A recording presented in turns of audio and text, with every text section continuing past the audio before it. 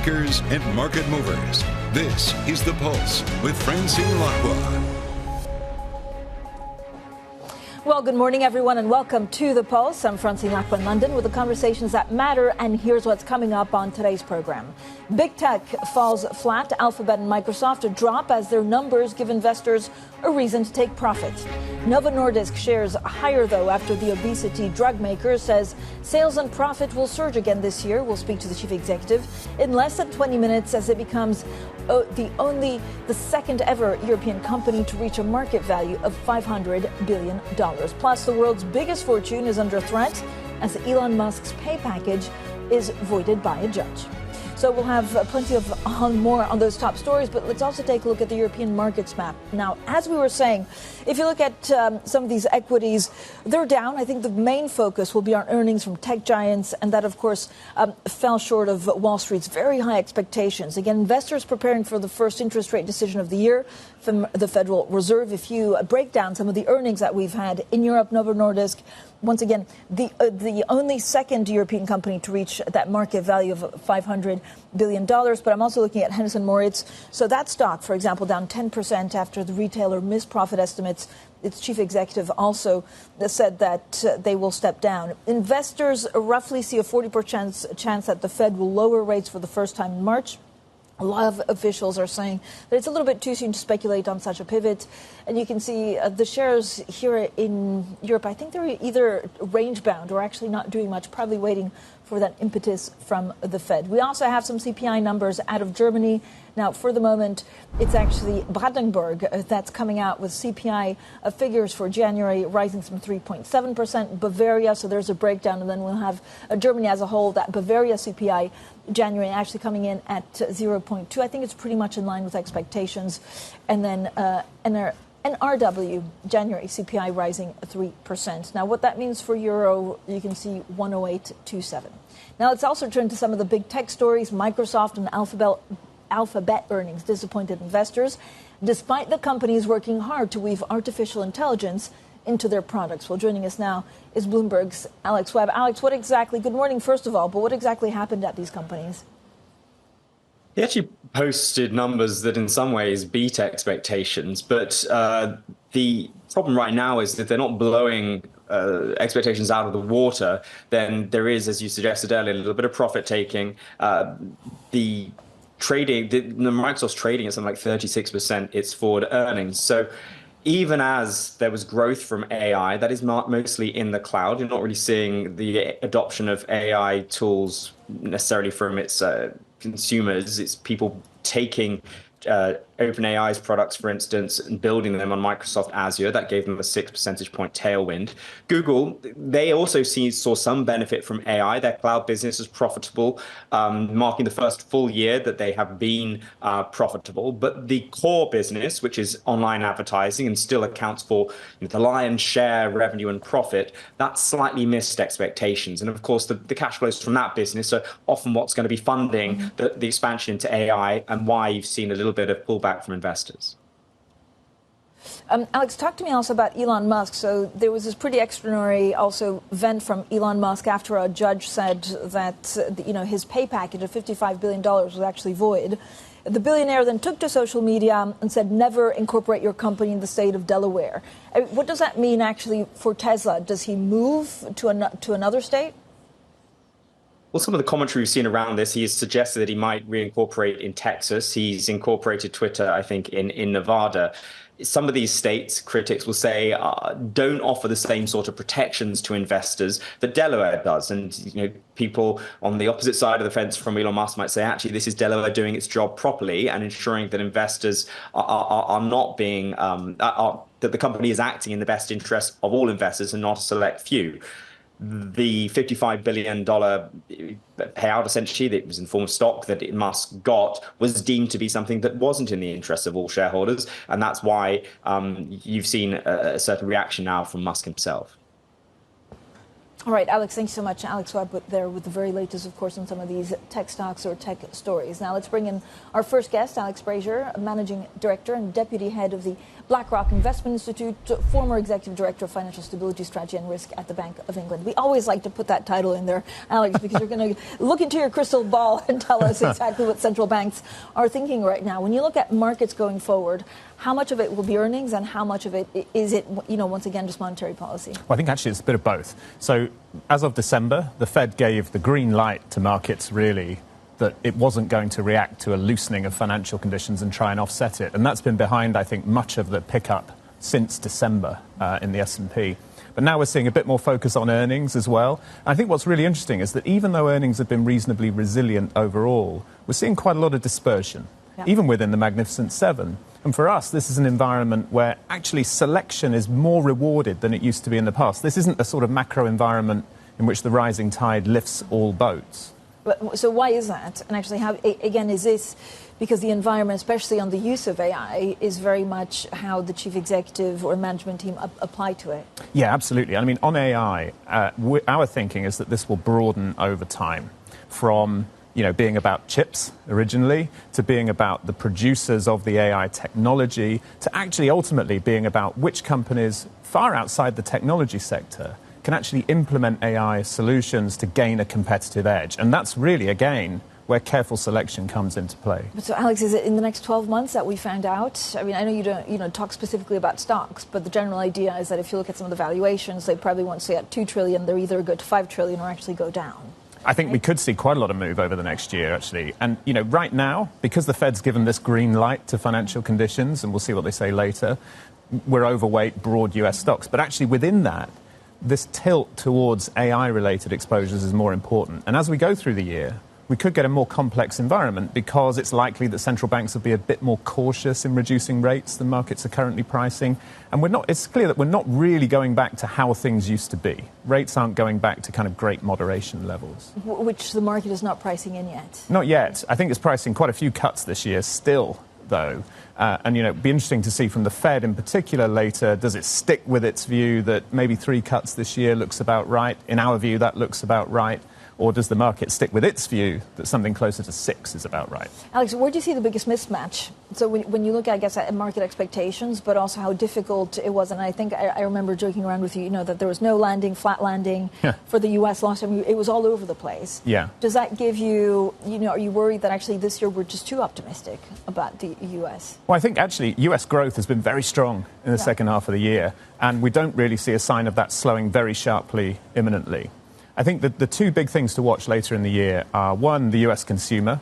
What happens when those pandemic savings are close to being exhausted? But also, as rates come down, what do we learn about the so-called neutral rate? It's really remarkable how resilient the US economy has been to interest rates at these levels.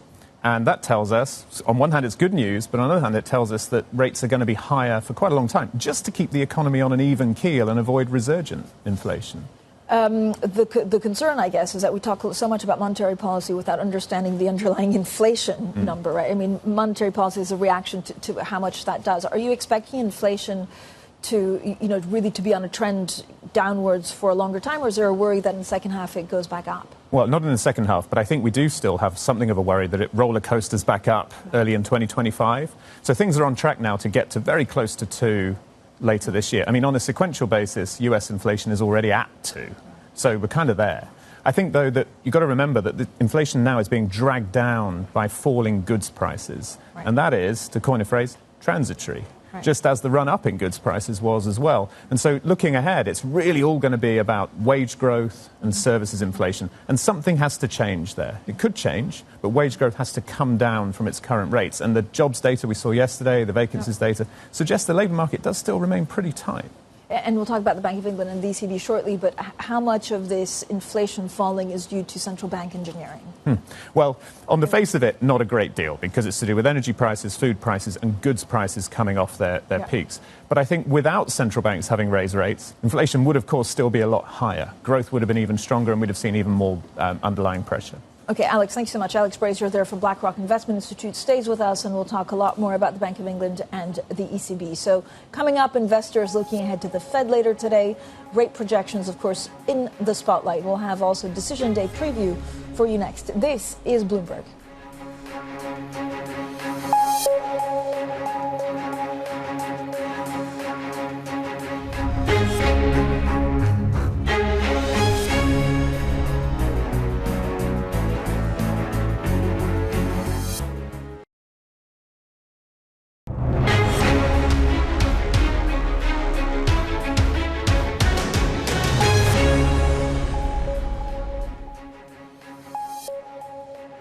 Look at Paramount Global. It's up some 21.5% actually pre-market. Now, this is after Bloomberg has learned that media mogul Byron Allen has made a $14.3 billion offer to buy all of the outstanding shares of Paramount Global. Now, in terms of what this means, we could see other offers coming in. I know we've been speaking to our team, of course, who've been covering that very, very closely. Paramount, of course, one of the crown jewels in a global media empire that's really controlled by the Redstone family, and it would be a tough deal to complete. This is according to a lot of insiders. If you look at what the company generated, it was some, operating income of $1.8 billion in the first 9 months of last year. Let's also, I guess, take this opportunity to look at pre-market for some of the tech stocks that we've been covering with our Alex Webb, Microsoft, Alphabet, and AMD. Now, they have struggled somewhat to meet AI expectations. That's actually a 2-year yield, which I'm sure Microsoft chief executive looks at on a daily basis. But this is pre-market Alphabet. You can see ex-Google still struggling to call it Alphabet, down 5%, AMD down 6.4% pre-market. Now, still with us, Alex Brazier from BlackRock Investment Institute. Alex, thank you so much for sticking around. We're talking about the Fed. We're talking about some of the monetary policy, I guess, conundrums. As an investor, you look at the worries you have around the world, and you think geopolitics, Middle East, oil. You have elections that are difficult to predict. What's the blueprint of assessing some of the risks? Well, I think for elections, of which there are many this year, actually it's a case of getting very granular, looking at the very specific policies as we learn more through the year, and thinking about how they will affect at a pretty granular level, at the sector level, at the industry level. What we're not looking at here is just who's going to win and what's the big picture impact of that. You've got to get pretty granular about it. I think on geopolitics, this is obviously coming to the fore now. We're in a very different environment. We've had 30 years of geopolitical integration, driving down inflation, meaning central banks were constantly trying to stoke inflation up. Now we're kind of turning that on its head. When you look at Bank of England, I mean, a lot of people think that they're really behind the curve, but they're also just looking at the data and I guess trying to take that into account. What do you think they'll do for the rest of the year? Well, I think they too, like the Fed, will cut rates a bit this year, but I do think they'll be cautious because made really good progress on inflation in many respects, but still they've got two things probably nagging at them. One is that wage growth, as far as we know, given the data available, hasn't yet come down really decisively. So while it stays at these levels, inflation isn't set to come to 2 sustainably. And the other, though, that there is a real puzzle really for the UK is that even though the economy hasn't grown very much for a few years now under the weight of that policy tightening, actually, we don't have any spare capacity in the economy. We've had weak productivity growth, weak labour supply growth. So a big challenge for the bank is figuring out what's going to happen to that from here. Because if that doesn't pick up, then actually the bank needs to continue to weigh on UK activity just to stop resurgent inflation. And Alex, very quickly, are we underestimating the fact that central banks don't want to reverse course, right? So they'll only cut when they're ready because otherwise it really touches their credibility if then they have to do a U-turn. I think that's right. They're trying a very careful balancing act here, but on balance, I think they'll err on the side of not wanting to reverse again. Alex, thank you so much. As always, Alex Brazier, their Managing Director and Deputy Head of the BlackRock Investment Institute. Now, coming up, our interview with the Chief Executive of Europe's most valuable company, Novo Nordisk, on why it sees profits surging again despite higher competition. That's next, and this is Bloomberg.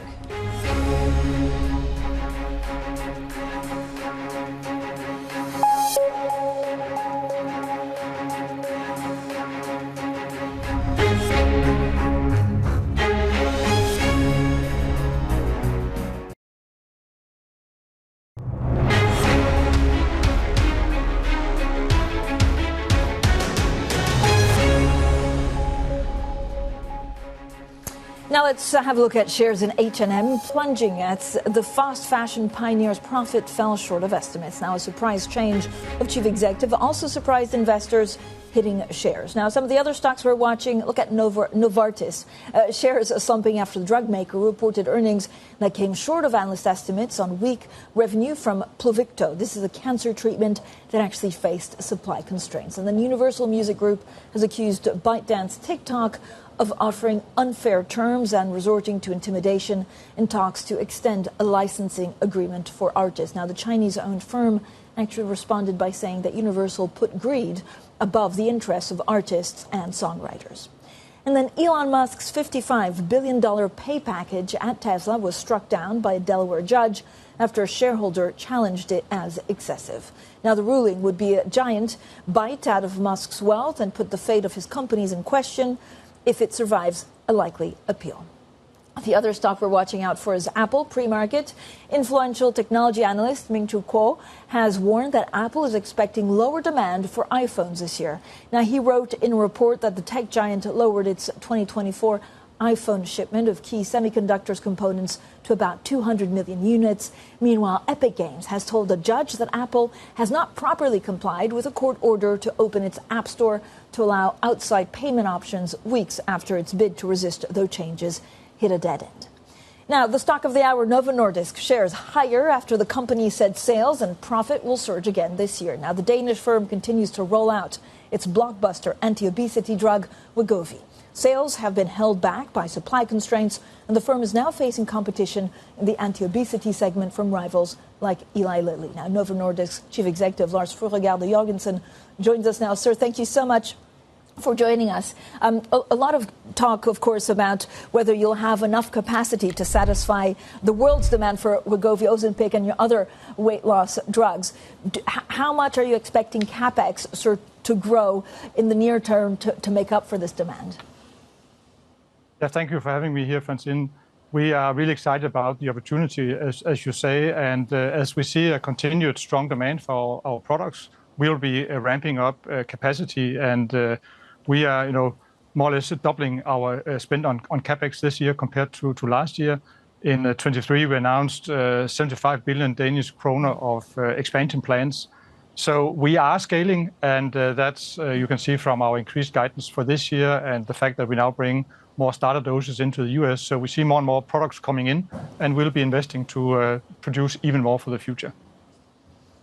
Can you also give us a specific update on Europe? I know some of the supply is quite restricted in Europe. You've launched Wegovy in 6 European countries so far. Supplies have been very difficult to get hold of. Is this the year where Europe gets more?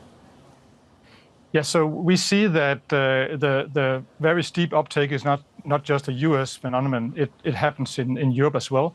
So just like in the US, where we have had some restricted number of starter doses, we'll try also in in Europe to make sure that patients can have a good experience when they start on our products. So as we this year will be launching in more European markets, it will be with as a set volume and ways to make sure that those who start on treatment can also to the best of our ability, make sure that they can continue getting products. So this, we believe, is a responsible way to serve patients, and that will be the model we'll be going forward with.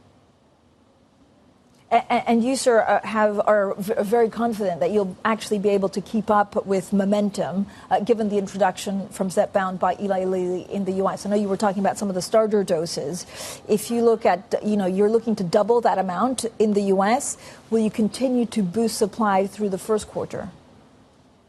Yeah, we have guided that we are more than doubling the starter doses in the US, and we started that here in January. So that still have to be seen in the script data in the US. So you can say that's a sign that we have significant more products coming to the market also in the US.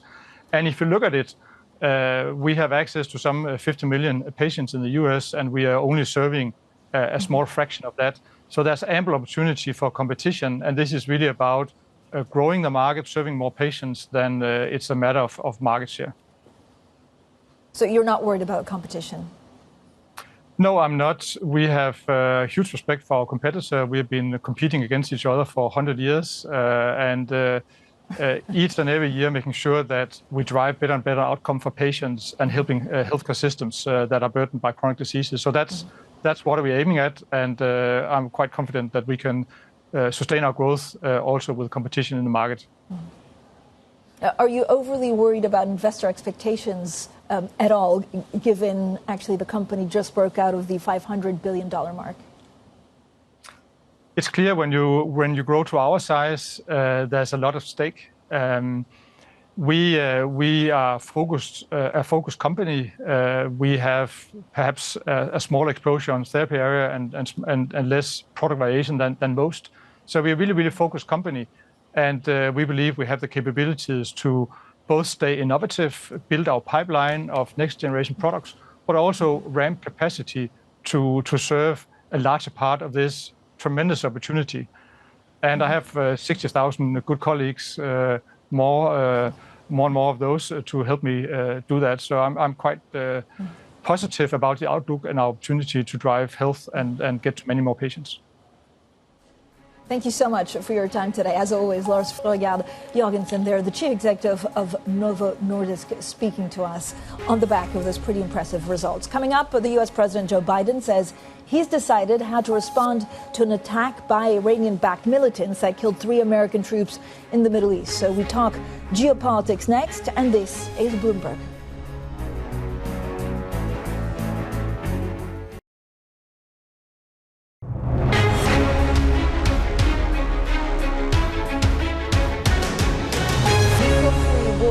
It's just a conversation. Big tech falls flat. Alphabet and Microsoft drop in pre-market trading as their numbers give investors a reason to take profit. Novo Nordisk shares higher after the obesity drug makers say sales and profit will surge again this year. Plus, the world's biggest fortune is under threat as Elon Musk's pay package is voided by a judge. Well, good morning, everyone, and welcome to The Pulse. I'm Francine Lacqua here in London. So U.S. President Joe Biden says he's made a decision on how to respond to an attack by Iranian-backed militants that killed 3 American troops in the Middle East, although he did not reveal his plans as he spoke to reporters yesterday. Do hold them responsible in the sense that they're supplying the weapons to the people who did it. I don't think we need a wider war in the Middle East. That's not what I'm looking for. Well, joining us now, Tina Fordham, geopolitical strategist and founder of Fordham Global Foresight, and Leslie Vinjamuri, director of the U.S. and Americas program at Chatham House. I've been looking forward to this panel, frankly, for the last week to try and make some sense of exactly what we're living through. Tina, when you look at the big geopolitics, so thank you both, first of all, for joining us. When you look at some of the big geopolitics and really, the concern that Joe Biden has to calibrate his response, maybe to send a message, but not go too hard or this escalates. Is this your main worry right now? It's the biggest short-term worry for markets, certainly, and for the Biden administration. I mean, Joe Biden is between a rock and a hard place. The lack of market reaction is kind of out of kilter with the fact that this is the biggest attack and the only attack killing U.S. troops in quite some time. So Biden does need to respond. General Stavridis said as much. He needs to hit back hard, but without triggering a full-scale confrontation with Iran.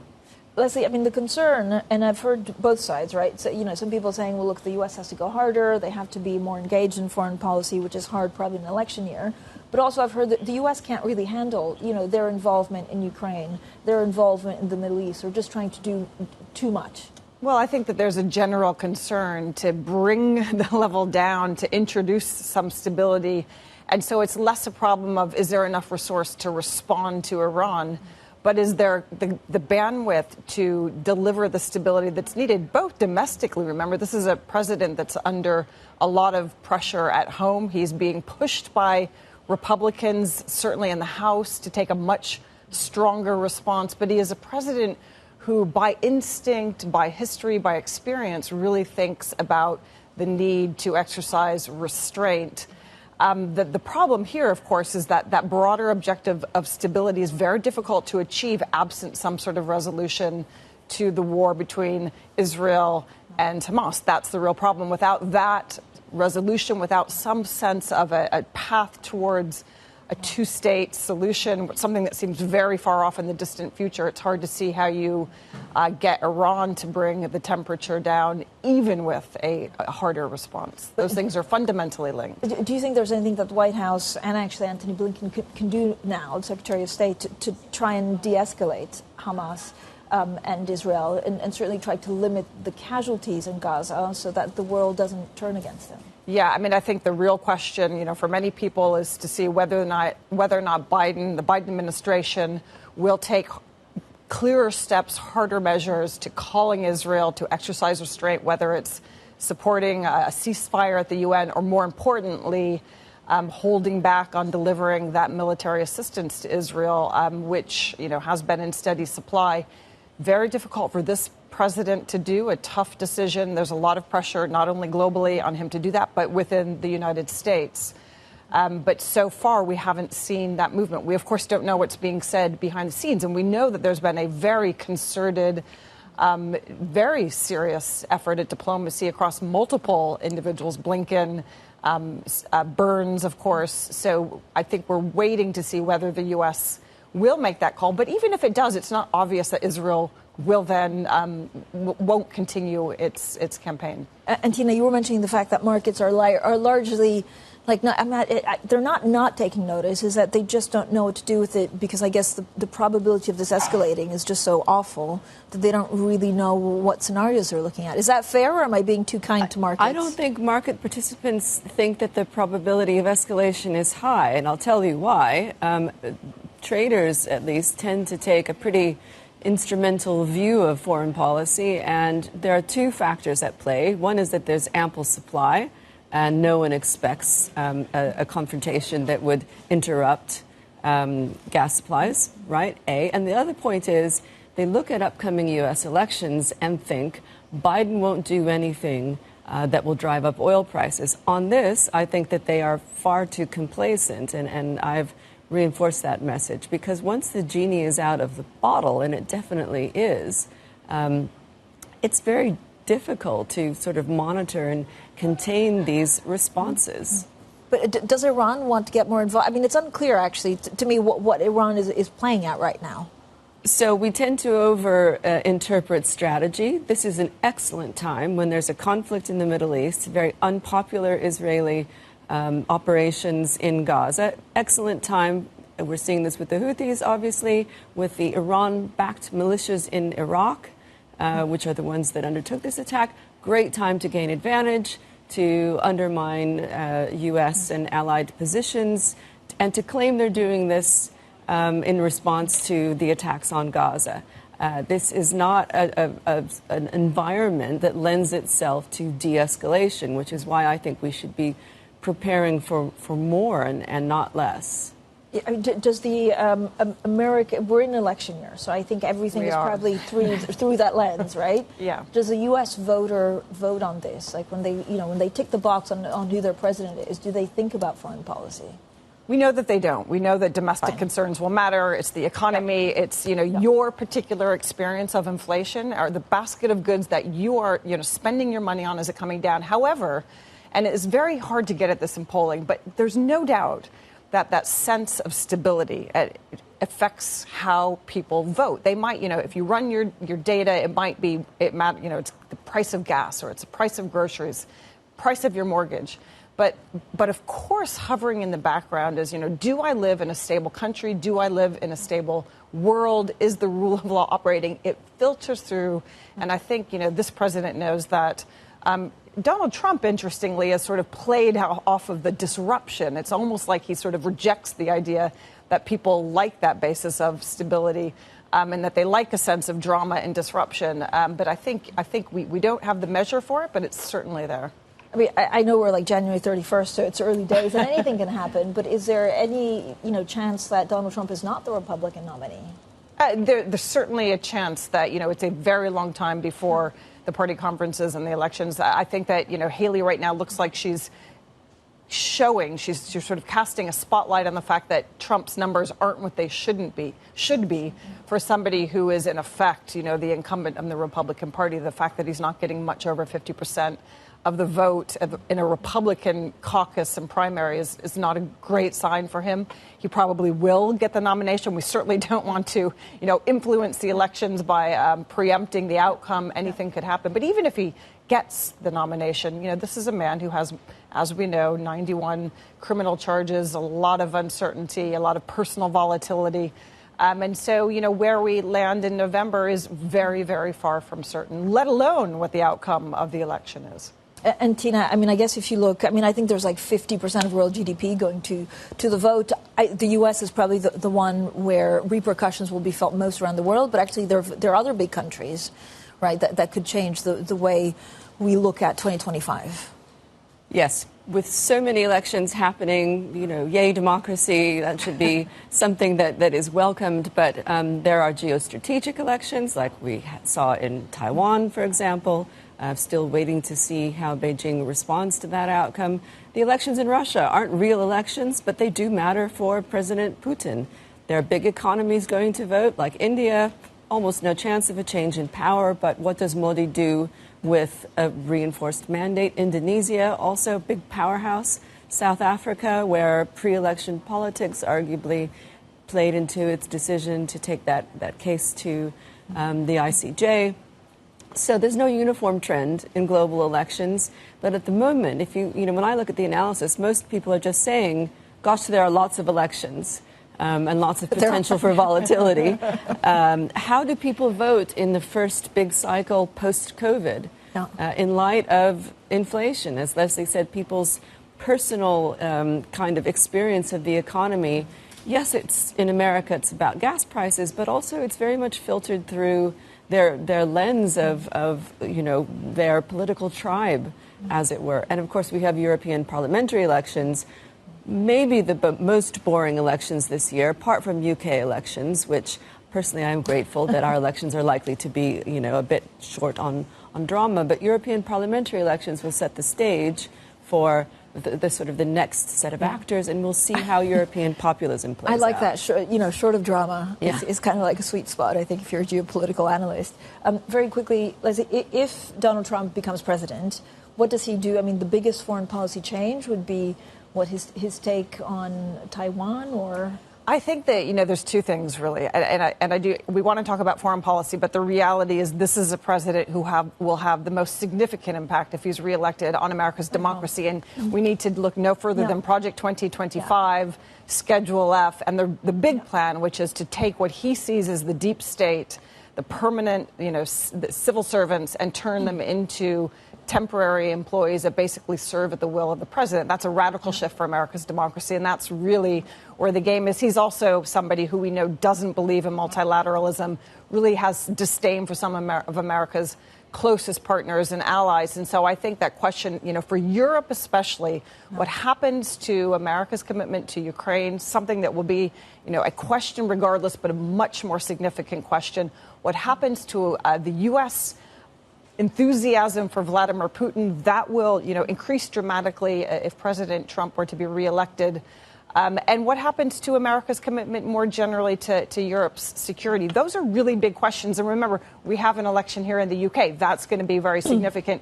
The proximity of the U.S. election to the UK election is, arguably one of the most interesting and, again, hard to quantify things. But there won't be, we don't live in a vacuum. We live in a world where people watch their television screens.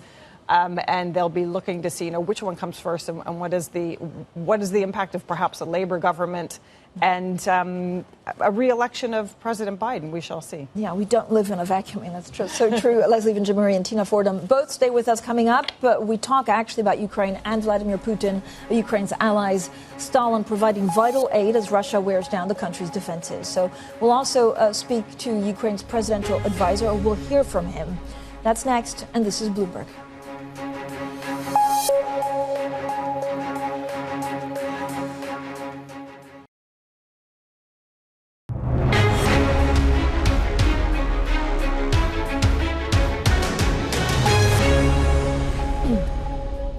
The European Union will hold a special summit on Ukraine tomorrow as it tries to find agreement on a vital €50 billion aid package. Now, Alexander Rodinyansky, the economic advisor to President Zelensky, spoke to Bloomberg a little earlier. eventually we will get the support needed. Obviously, this is a 50 billion package for Ukraine facility for 4 years. I think everybody knows how critical that is for our stability, for our macro-financial stability, for our war efforts that are obviously critical for the security of not just Ukraine, but Europe at large. So I think it will come through, although there are political hurdles, as we can see. That was Alexander Rodniansky, the economic advisor to Ukraine's President Zelensky. Now, still with us, Tina Fordham from Fordham Global Foresight and Leslie Vinjamuri from Chatham House. Leslie, I was in Davos, and actually, so President Zelensky showed up, and he was in the corridors, and there was something a little bit sad in the fact that they really felt the need that they needed to, show up, speak to investors, speak to the media to make sure that Ukraine was not forgotten. Is there a real danger that it's starting to be forgotten because of money and because of political will? Well, and because of the war in the Middle East. As you well know, to be very clear, this is, since October 7th, the world's attention kind of moved further east. Necessarily, and there is a thing, in any major conflict, that the longer it goes on without any sense of a clear resolution, most especially on the ground, that you lose a little bit of that sense of urgency. You certainly lose public opinion and public support. And right now we're in a context where we're losing the domestic electorate because of the shenanigans of a small number of, far-right radical Republicans in the House that are capturing what is otherwise actually broad support across the Senate and the House for supporting Ukraine. And that is actually, in a U.S. context, making it very difficult. We're seeing that this bill that's supposed to link border security support for Ukraine, Israel, Taiwan is not getting traction. It's made worse by the New Hampshire result because Donald Trump is in the background saying, actually, I don't want border security because I want the border to be bad because that plays to my favor and it undermines support for President Biden. So the domestic politics are very small in the U.S. They're pulling, I think, that focus away from a really urgent moment, clearly, for Ukrainians. And let's be honest, for all of Europe, and eventually for the United States too. If it doesn't, if we don't support Ukraine, if there's not some sort of stability in the region, then this is going to affect clearly everybody. Tina, we also have this EU special summit tomorrow, and this is about basically the EU trying to get Viktor Orban on side with a number of things that they will propose. Do you think they'll manage? Viktor Orban will play this for as much as he can get. I think Viktor Orban and Tayyip Erdogan are both very skilled at this kind of horse trading. The pressure on Orban is getting higher than it has been in the past. But Orban has been the sole holdout in increasing EU aid and support, Slovakia as well, I guess, to Ukraine. But when you take the European dynamics and put them next to the U.S. political dynamics, what you see is a lot of political actors pretty cynically using the war in Ukraine for their own short-term benefit. And, you could argue that's politics as usual, but it's not in the self-interest of either the European Union or the United States to allow the invasion of sovereign countries and the seizure of territory in a world where 85% of conflicts are over territory. Yeah, but so where does this end? How long? Is this just a war of attrition, and are we stuck like this for years, or does it change? Let's put it this way. We've talked about the Middle East. We're talking about Ukraine. We've talked about U.S. elections. Why would Netanyahu listen to the Biden administration if he thinks that Trump is going to be back in the White House?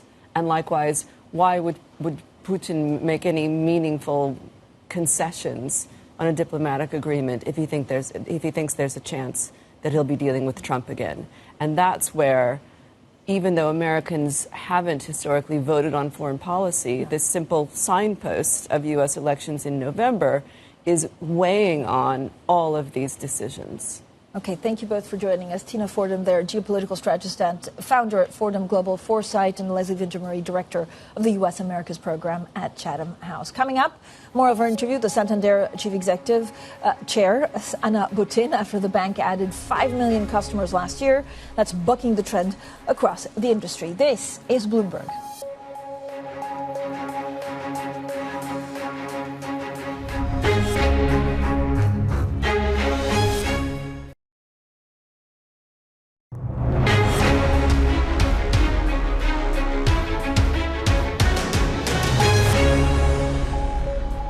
We are very confident we can maintain a positive momentum in 24 across all our global businesses. And that is why we're increasing an increase in profitability again in 24 to 16%, which is a very ambitious number, but in line with what we said at our Investor Day. So yes, it's not such a good scenario in general, but for us, it's going to be a better year. Well, Santander's executive chair, Ana Botín, there after the Spanish lender actually beat estimates in the fourth quarter. Now, European bank stocks often trade at big discounts to book value. Maybe not big, just big. Consolidation could help, but companies need more flexibility when valuing the assets of a target when closing a deal. Well, that's the view of our Paul Davies, our columnist for banking and finance at Bloomberg Opinion. Paul, great to have you on the program. I mean, when you look at rules into this, I mean, I love the fact that everybody just cares suddenly about like merger accounting and things like that. But is M&A going to be back? Well, there are a lot of hurdles in the way of getting deals done. But one of the things that people seem to want to talk about a lot more and have a debate on is the effect of accounting rules when you do a deal. And I think the reason why they suddenly want to talk about this is because they've seen a solution happen in the UBS Credit Suisse takeover. So, I mean, even though that was an emergency deal, there was this kind of regulatory forbearance, this kind of capital forgiveness in terms of some of the the value adjustments that you have to make when you buy a big bank like that, and that helped a lot. But did it help because it was in a crisis? So if a Deutsche Bank were, I mean, I'm completely speculating, but let's say one German bank wants to buy a French one or things like that. I mean, are regulators supportive of that? Well, I don't know exactly. I mean, certainly in the UBS Credit Suisse case, the fact that it was a crisis, helped massively. It certainly made regulators more accepting of potential solutions, I think. But what they did, there's no reason why it has to be a crisis-only tool. It's a kind of a very sensible approach to, the idea is when you buy a kind of a long-term fixed-rate asset, you have to mark it to its current market value, like bonds, but in this case it would be mortgages. But that if you hold those mortgages, if they're very high quality, you're likely to see them pay off in full. So it's a matter of time before the valuation comes back. And so there's a kind of there's a capital effect of that, which you could easily forgive. When you look at European banks, I mean, how do bonuses compare to the U.S.? This is usually, I mean, we're starting to be February. This is usually the focus of a lot of the employees, but also shareholders. Well, I think what we've seen in the US and Europe is banks being probably more disciplined than we might have expected. There was a lot of talk late last year about, pay for potential rather than pay for actual performance. It was a very tough year for lots of people last year in terms of getting, deals done, certainly in M&A and capital raising and that sort of thing. And in fact, what we've seen is, I think, a lot of kind of bonus payments coming in, maybe lower than we might have expected. And, the overall cost of it, anyway, obviously there's a lot of variation for individuals, but the overall cost coming in kind of in a more disciplined way than we might have expected. So, Paul, very quickly, what are you going to spend most of your next 3 months writing about? Is it like succession plans at big banks? Is it, potential M&A? Is it just like IPOs and pipelines? So I think we're going to be looking for activity in investment banking. I've got a sense it's going to be a very stop-start sort of a year. There's an awful lot of things that could kind of, knock confidence again very quickly, although there's a lot of kind of pent-up activity waiting to happen. Succession, interesting. We had, some changes at Goldman Sachs yesterday with Jim Esposito stepping back. We have a new lead director there. That looks like Solomon is very much the CEO, very much kind of ensconced. And then JP Morgan's the other fascinating succession story. Paul, thank you so much. As always, Paul Davies there, our columnist for banking and finance at Bloomberg Opinion. This is Bloomberg.